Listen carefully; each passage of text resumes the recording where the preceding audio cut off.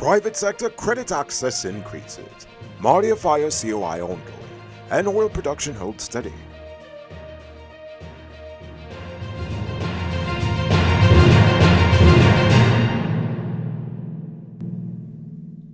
I am Rico Bulford, and this is Uncut News. Do you see news happening? Send us a tip on WhatsApp at 592-659-6151. A report from the IDB shows that private sector credit in Ghana has been increasing, with lending to businesses experiencing the most growth at an average of 20% in 2022. Mortgages also grew by 7.3% in 2022 and continued to grow to 14% in May of 2023. The nation's financial system remains liquid and well capitalized, according to the IDB, with improved quality of lending and a drop in non-performing loans. And in other financial related news, the Bank of Guyana has written to the Ghana Sugar Corporation requesting that they release 420 million Ghana dollars in contributions from workers intended for their STEPS pension scheme.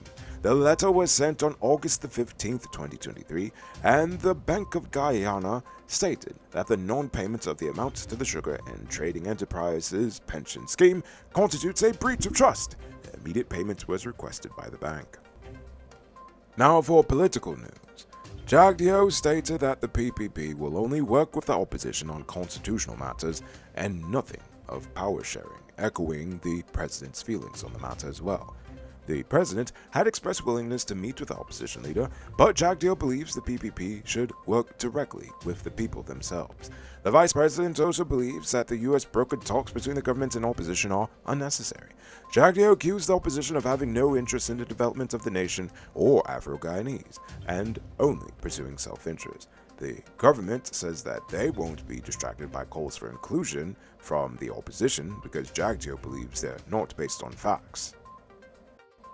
In other political-related news, during the same press conference, Jagdeo said that senior officials of the PPP are currently engaging with citizens across the nation to deliver on campaign promises and address issues raised during the most recent June 12th local government elections. Infrastructure upgrades, support for agriculture and entrepreneurship, and a home improvement plan for Lang Avenue in Georgetown were some of the issues raised and mentioned during the press conference. The opposition has accused the PPP of being authoritarian, but the PPP maintains that Afro-Guyanese are not being excluded from decision-making and are benefiting from government assistance. In development-related news, the population of Region 3 is increasing due mainly to migrants from Venezuela, resulting in the government having to cater to increasing school populations. Plans are underway to make Spanish a commonly used language in Ghana, as over 1,000 Spanish-speaking children are now enrolled in the school system in Region 3. The Education Ministry is facing tremendous challenges, but also opportunities in teaching Spanish from grades 1 to 5 at the newly built Victoria Primary School. There is a plan to build more primary schools in the region to accommodate the growing population.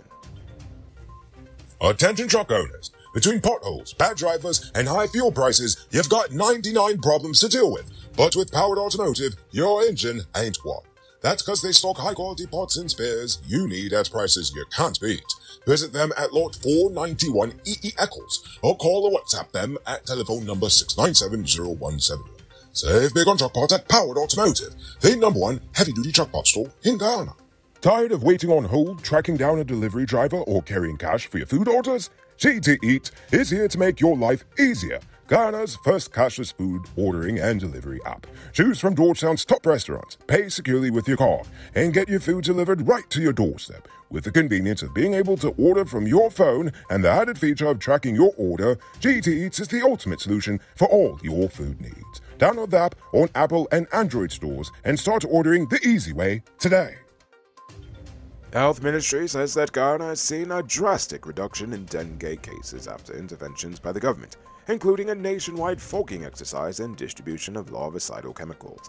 The Health Ministry has also increased the number of tests being done in every region, with rapid testing kits distributed to all 10 administrative regions.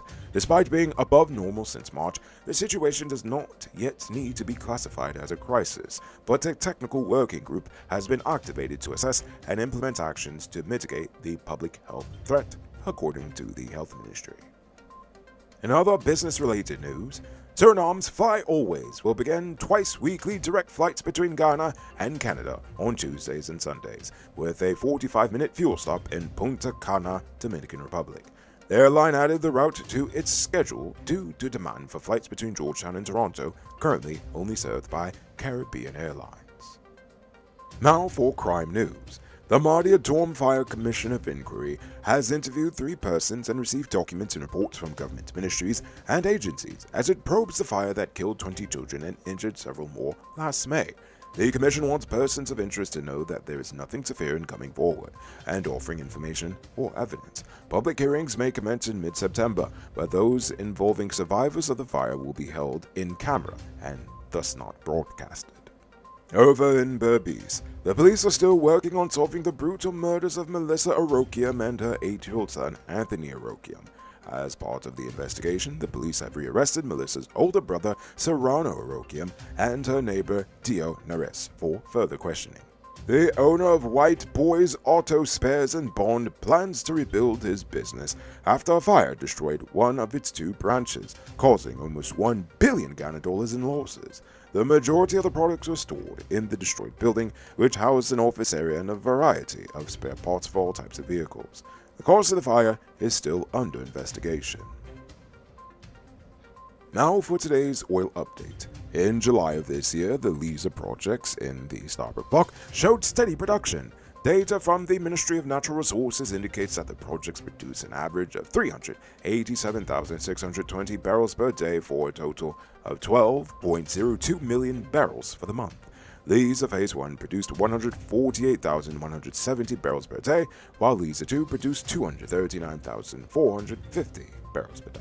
The Liza field is expected to produce around 140 million barrels by year end, but production could be influenced by enhancements to Liza Phase 2 and the Payara project. Liza Phase 2 will undergo scheduled downtime to increase production to 250,000 barrels per day, while Payara is set to begin production in the 4th quarter of this year with an anticipated output of around 220,000 barrels per day 5 months after launch. It might not be robbery season, but the streets are still mean. That's why you need to get security for your home and business through Sheriff Security Service. Sheriff Security offers well-trained guards, armed and unarmed patrol, marine patrol, canine services. These people even got drones. Why? Because your security is their highest priority. You've seen the rest, now hire the best. Hire Sheriff Security Service today. Now for our Uncut News Views Poll question of the day. Every day we pose a question about current events in Ghana, the region, the diaspora, and how you for it placed to us. Last night I asked, how can we tackle the issue of youth unemployment? But before we get to that, I'm proud to announce our latest addition to the Noble Army, Richard Singh, who is supporting us at the reporter level, the highest level of monthly support we've received so far. So thank you, Richard Singh. And also a special thank you to David Griffith, Dion Nascimento, Project Zero, and Dimitri V. I appreciate you all. And if you're watching at home and you'd like to support our movement, just hit the link in the video description. Dopamine recommends some tough love by saying tell their family members charity starts at home. Youth unemployment? Please. The little time-wasting big babies need to get up and get out. Or are we lining them up for the blaming game, finger-pointing culture? Honestly, it sounds like it. You're absolutely right. Orwell Sumner says that the youth of today needs real experience, and the persons who are holding the keys to these opportunities should be a little bit more open-minded, because what we find is happening every year is a new wave of young people graduating and are doing nothing but really and truly they would love to work. They believe it's imperative that the public and private sector should have a meaningful relationship with all the schools in their vicinity. That way, it would be much easier to navigate any job offers and capable young people in the area. So that's them speaking from their point of view as a person with a disability. Indeed, and I respect your desire to work. Richie K says infrastructure work is the best employment for all citizens of a nation. Whether it's office worker, deliveries, or project management, or general laborer, infrastructure projects can accommodate anyone willing to work, young or old. Proper training and education is required for a decent quality standard to be established, executed, and maintained, pushing the progress of Ghana forward steadily and sustainably. And finally, this viewer says they were related to the lady that tragically died on the Region 1 ferry, and they said that she had high blood pressure. You have my condolences. Now for tonight's question. Do you think Spanish should be a required foreign language in school? Why or why not? I want you to think about that question. Tell us in the comments below. If your response is good enough, we just might feature it in our next episode. And that's all the time we have for tonight, and check us out tomorrow for another. Until then, I'm Nico Bulford saying good night, folks.